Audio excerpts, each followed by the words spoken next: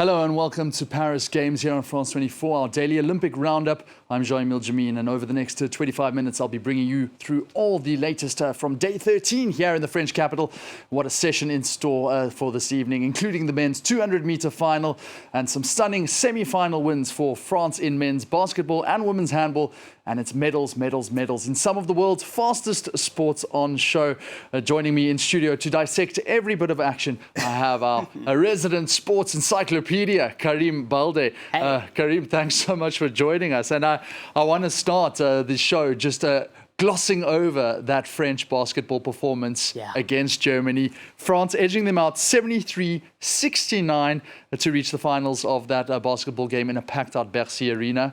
What a performance. Just take me through the drama, because we did not know up until the very end what that result was going to be. Yes, exactly. And it's hard to know how to start this drama, because if you take the whole tournament for France, that was so bad at the beginning during the group stage, and now since the quarterfinal against Canada 2 days ago, wow, they stepped up. Really, you have so many players stepping up, like even unexpected players such as Matthias Lessor, such as Isaiah Cordinier as well. European players playing in the EuroLeague, not the huge megastars such as Victor Wembanyama, for example, or Rudy Gobert, who is injured. But yeah, that was a tight game for most of that game. But I think after the third quarter, France could have a small advantage, but they keep it up to the end, and that was one of the key of that moment in a packed Bercy arena. The atmosphere is great. That was great in Lille as well. But now, since they came back to Paris for quarterfinals, wow, the atmosphere is just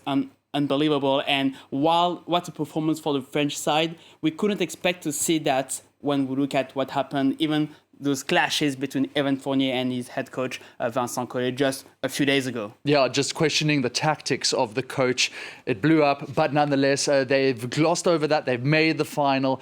I just want to know, because, I mean, there was a moment where France had just one free throw and they missed it, and that could have been the end of the game. But, like, how important is it to get those free throws correct in such a tight situation? Because that free throws could give you the small advantage in the last minutes, in last seconds, because you know that last seconds of a basketball game can last for minutes sometimes. And when you score those free throws, this is a mental advantage, because the other team will trail and they will have to score 3 points, long distance shots. And that's the key moment of the game. And we saw with free throws for France in the last minute, they could put most of them, and that makes the difference. And on the Germany side as well, we could be disappointed by the performance of Dennis Schroeder, because he is the megastar of that German team. And he wasn't there except in the fourth quarter when he scored this 3-point shot to allow Germany to come back. But that was a little bit too late, unfortunately for them. But we see the man in picture. Yeah. And there's right, what a future he has. And he really grabbed the game by the scruff of the neck. He's so young and he still managed to do that. Well, a colossal performance awaits against either the United States or Serbia in the final. And we will, of course, be waiting that with the biggest of anticipation. But first, I want to go to something a little bit cooler. Well, not so cool, in fact. Something a little bit warmer. That is, if the flames are real. We are going to the Vasque, which is a giant cauldron floating above Paris. And Clovis Casali, France 24's reporter, has been speaking to some Olympic voyagers who have been witness to the flames rising high above. And Clovis, I do feel like you've got some reaction. Honestly, Jean-Emile, if I weren't working tonight, I'd be here. I would be with all these people, and I am, and I'm lucky enough to be here. See this cauldron go up in the air in a few minutes, possibly an hour or so. Basically, it goes up when the sun goes down, when the night falls upon Paris, and it is a beautiful sight. And I can tell you there are thousands of people around us, people from all over the world. We have people from the Middle East, from the US, Europeans, and that's also the Olympic experience for you. This cauldron has really become, over the past few days, a key feature of the Paris 2024 Olympics. And it's free. People just turn up and can see it go up in the air in the evening, and also in all the streets around the Tuileries Gardens where I'm standing. I've got the Louvre just in front of me. The Seine on the right, it really is a beautiful sight, and it's free. And people can also get close to the cauldron during the day with tickets, but you have to apply online. It's a little tricky. 10,000 tickets a day. They're already booked for the next few days, so people come here in the evening. Let's take a listen to some of those tourists we met who came specially to see it. And you're going to see they're all unanimous. They all love it. Take a listen. I am honestly very surprised by the choice of the shape they chose, but I really like it. I didn't think I would that much, but yeah, I do. It's amazing. I think the way that Paris did this all in the city, it's incredible. We come often in Paris, but we want to see how they built this Olympics in the city, and it's really amazing. It started with a ceremony, and yeah, it's unbelievable. They did a very good job. Yeah, we like it. We came all the way walking from the Notre Dame to here to see it, and yeah, we loved it. And we already saw it from the other space from the Concorde a few days back, but we couldn't reach it yet, and now we can see it finally from here. And you see the Eiffel Tower in the back. It's really nice. And this key feature of the Paris 2024 Olympics has turned slightly political because you've got the mayor of Paris, Anne Hidalgo, who wants this to stay, this feature to stay in Paris. Will it remain here at the Tuileries Gardens?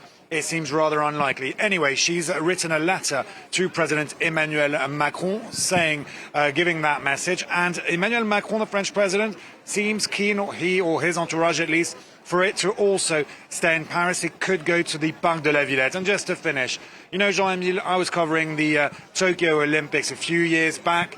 There was no one. There was no tourists. It wasn't the same experience. Of course, it was in the midst of the COVID pandemic.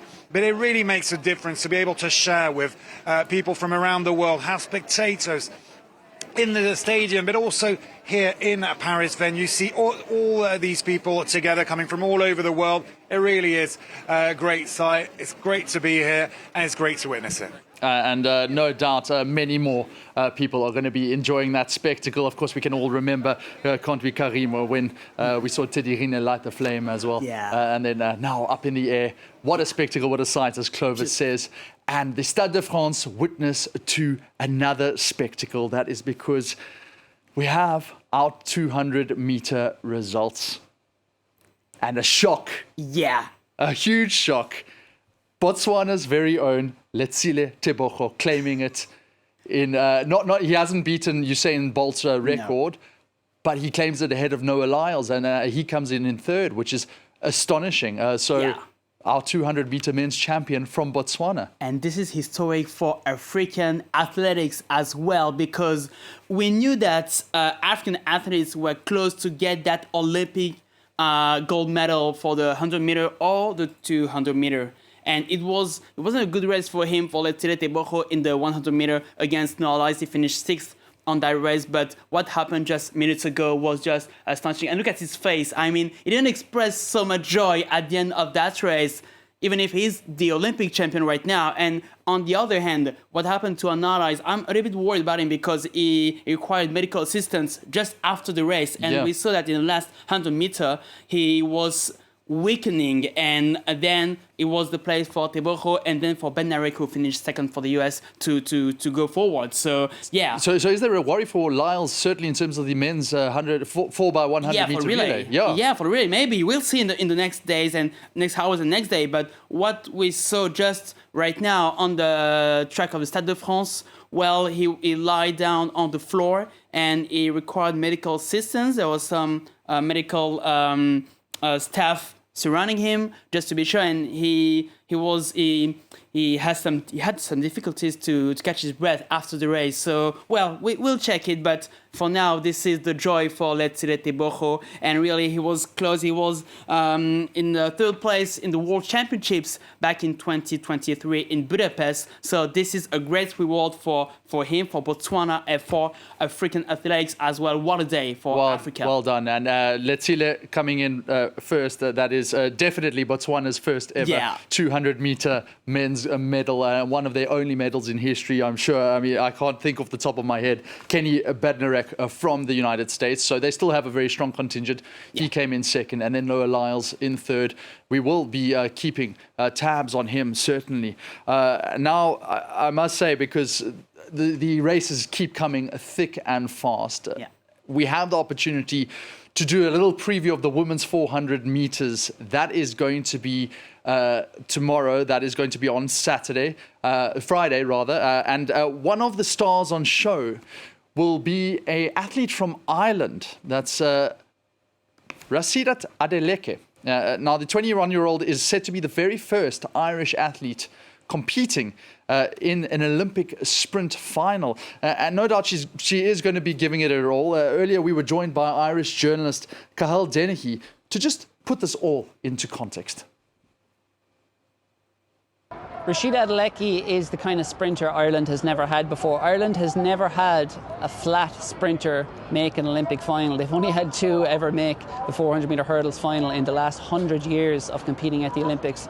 But Rasidat Adeleke, ever since she was a kid, has just been very different in terms of talent, in terms of ability, in terms of work ethic. People knew she was special in Ireland for many, many years, since the age of 14, 15. She was winning European under-18 titles, she was winning European under-20 titles. In 2021, she went off to Texas, to the University of Texas, under the guidance of coach Edric Floriel. He has steered her so well over the last 3 years. He is a world-class coach who has guided so many greats, and he has basically produced Rashida to be among the world's best at the age of just 21. She has a huge medal chance in Paris. Semi-final is tonight. The final will be on Friday night. I think she's one of about 4 athletes who can win the gold medal or the 3 medals in the women's 400 metres. Her national record is 49.07. That's what she set in the European final in Rome earlier on this year. But that was a race she very much didn't peak for. She trained right through it. I think we're going to see something well under 49 seconds here in Paris, perhaps even 48.5. But she's going to need a time like that to make the podium, because you have the likes of Nikisha Price of Jamaica, Marilady Paulino of Dominican Republic.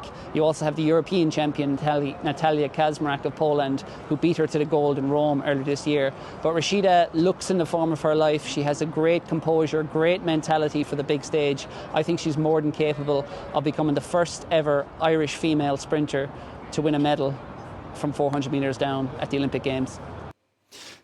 Adeleke there. Well, it is certainly going to be a huge event. And let's not forget about the women's 400-meter hurdles. Apparently, the stadium at the Stade de France is completely orange, anticipating Femke Bol, the Dutch sensation who did so well in that women's 4x400 meter, if I'm correct. On the relay, on mixed relay. And Dutch supporters are everywhere into the streets of Paris. This is not a big country in terms of inhabitants, but when you're on the street of Paris, you see them every day, at every moment, tremendous. Everywhere. That's just impressive. And to come back on the sporting side of the story, Femke Bol, she was impressive in the relay some days ago, and that would be a tough battle. I saw her. I was at the Stade de France during the hits 2 or 3 days ago, and she was flying away. She ran, I think, for like even 200 meters, and then the last part of the race, that was like she was walking on his garden. Such a lovely style, though. Yes, and exactly. I mean, we just can't wait to see more of that. The battle with Sydney McLaughlin will be wow. We're very really difficult. eager to see that, because it's going to be very difficult. It's hard to put one favorite between McLaughlin and Femke Bol. As we are talking, of course, we will see. And then I just want to talk about the women's handball, because we are talking about women's sports here. France, they were up against Sweden. Yeah. And it wasn't a straightforward game at all for the French. In fact, right up until the end, it almost mimicked the basketball. Yeah. They did get the job done, though, 31-28, an overtime victory to reach the finals. Olivia Cromwell's side, they were 21-17 down with 15 minutes to go. They made it. They came through. Yeah, because they had this mentality of champions. And that's what likes to the men's side yesterday for French handball team. That was the first tight game of their journey, because before that game, it was like a cruise.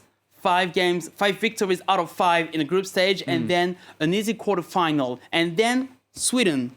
But even if they trailed in most of that game, in most of that semi-final, they knew that they would come back, because they have that experience against Sweden. last year at the World Championships, semi-final, they won. Tokyo 2021, previous Olympic Games, semi-final, guess who was in front of France? Sweden as well. So yeah, they have this experience and they didn't panic.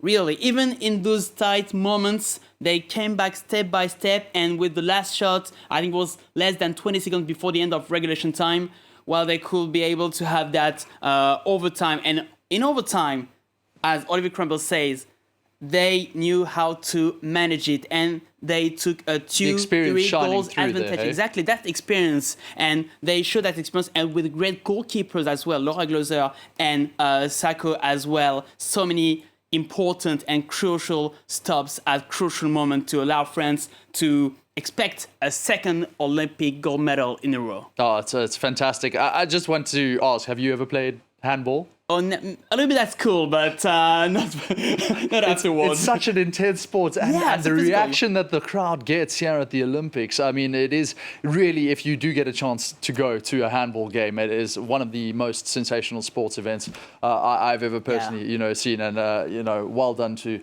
the French team. They might have another chance up against Denmark or Norway. Yes, exactly. Tonight, other semi-final is going to be a tricky one between two Nordic countries, because to explain to our viewers, handball is mainly played in Europe, and in those Nordic countries, Sweden, Denmark, and Norway. And now France very much Exactly. in the mix.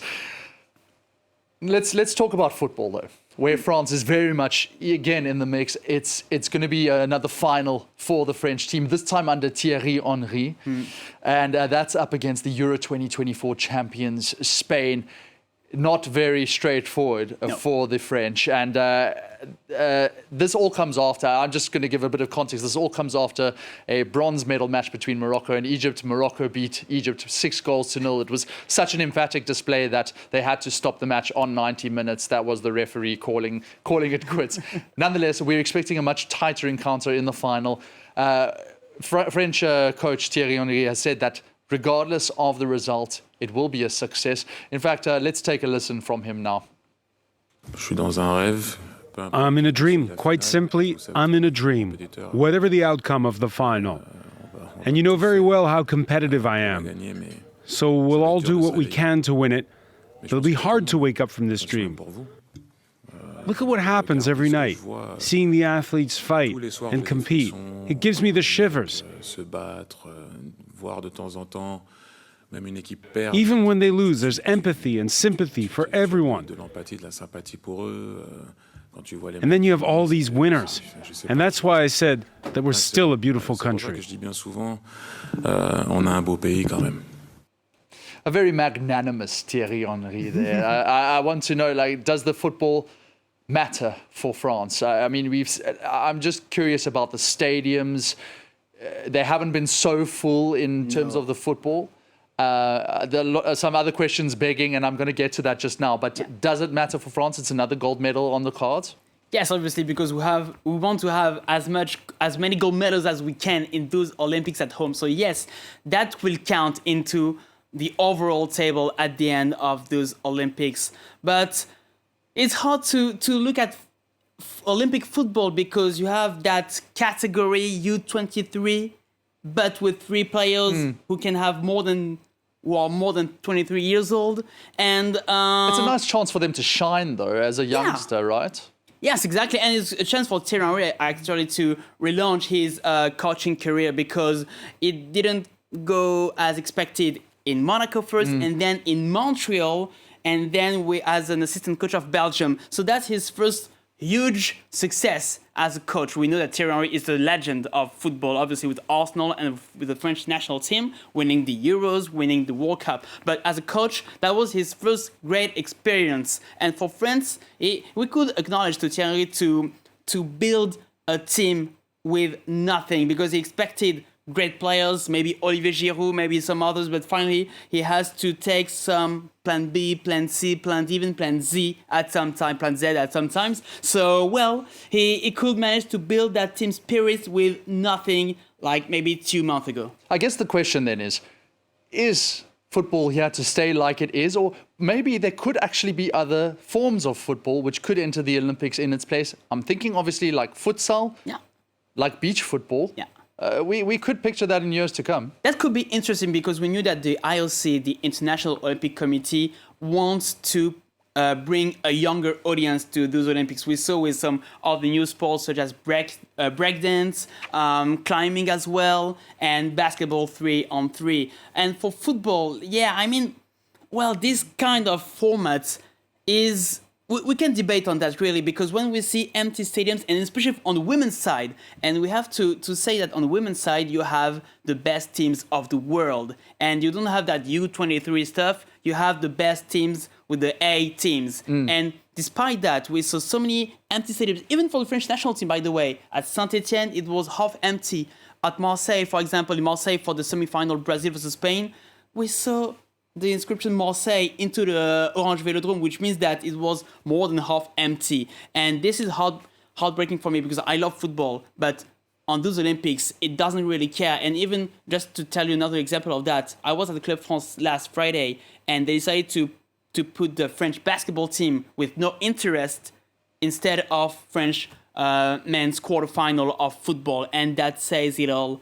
I mean that we don't have this focus on football because usually we have this focus on football, but for the Olympics we want to see and want to watch other sports. That is certainly a question that the LA organizers are going to have to ponder in depth. We will, of course, see what they decide to do. Some new sports coming in 2028, the likes of T20 cricket, baseball, softball. You're happy with cricket, I know it. I'm very happy with cricket. You love the rules.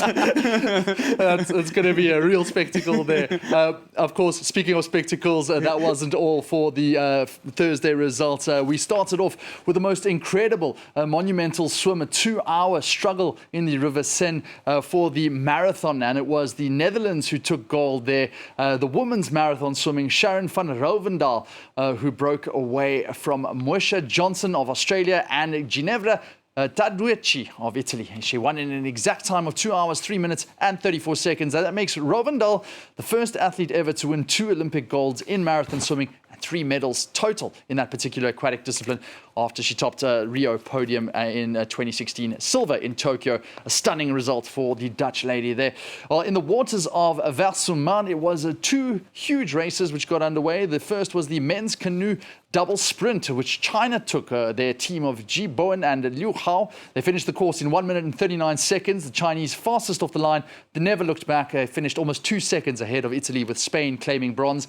Then came the women's kayak for 500 meters. What a race it was for New Zealand, as the 2023 world champions became the Olympic champions. They had to fight all the way against Germany, who were alongside the whole race. But the Kiwi team of Lisa Carrington, Alicia Hoskin, Olivia Brett and Tara Vaughan were able to hold on to win in a time of 1 minute 32 seconds. Germany getting silver and Hungary claiming bronze. And then Germany managed to compensate in the men's. They claimed the kayak with Australia coming in second and Spain picking up the bronze. So Germany do get that gold medal. And then we go to men's diving. So many water sports now. Well done to Xie, China's 3-meter men's diving sensation. He successfully defended his Olympic title from Tokyo, completing his last dive with a stunning 4.5 somersaults. He scored 100.7 points to virtually secure the gold before his compatriot Wang Zongyang's last dive. Oshma Olvera Ibarra from Mexico finished third. But for Xie, an amazing story because he stepped away from the sport after last Olympics, but back as if he never left. A quick word on that, Karim, because to leave a sport, come back, and then you succeed like that. I mean, they're already Olympians. Yeah. But now they overtake that mental block and they can actually get gold again. It's phenomenal. It's phenomenal because it's incredible to imagine that when you stop professional sport, you don't have that daily life of training. So you have to go back to that kind of way of life, and it's so difficult to switch from one to another. We got another example with France, with Florent Manodou, the French swimmer, because he decided to stop swimming, and then he made a break. He made a break, and then he went to handball, and then he came back to swimming. So, well, we can see that kind of stories happening. But yeah, I'm very impressed by this situation, and congratulations to him for this great gold medal. It's really terrific to see. And also, what's fun for the Olympics is to see sports we never thought that we would, including one where if you wanted to imagine a human Spider-Man, well, this is your best shot. It's the speed climbing, and it was a gold for Indonesia. They claimed that with Vedrik Leonardo, Indonesia's man, fastest up the wall, setting a personal best of 4.75 seconds. That is astonishingly quick, just ahead of China's Wu Ping, who touched the red board at 4.77 seconds. Sam Watson of the United States, though, he claimed bronze in the small final, but astonishingly, get this, he set a new world record in that bronze climb. So it just shows you that you can compete at the highest level, even if you're not participating in that gold medal bout. And then finally, Karim, we do get the world's fastest sport that's underway. It is kite surfing. And a terrific goal there for Britain's Ellie Aldridge, taking it to new heights there. France did have some representation. As well with the form of Lorient Nola. She won silver, and then Anneloes Lamert of the Netherlands taking bronze. But a brilliant viewing spectacle for the audience. Kite surfing, a new sport at the Olympics. Just a quick word. Exactly, and it's good to see very speedy competitions. That's why I talked about surf some days ago, saying like I was a little bit bored by watching surf, but kite surfing, kiteboarding is much different, and you can see some spectacle on that in this marina in Marseille. So yeah, I'm really eager to discover that sport as well, because I'm not a huge kite surfer. I'd love to see you on a kiteboard in just a couple of weeks. Oh my gosh. Oh, that's where we have to leave it, unfortunately. But that is the show for tonight. Paris Games. It's been a pleasure. Letsile Tebogo, congratulations on your 200-meter men's gold. And that's it for now. We'll see you for more here on France 24.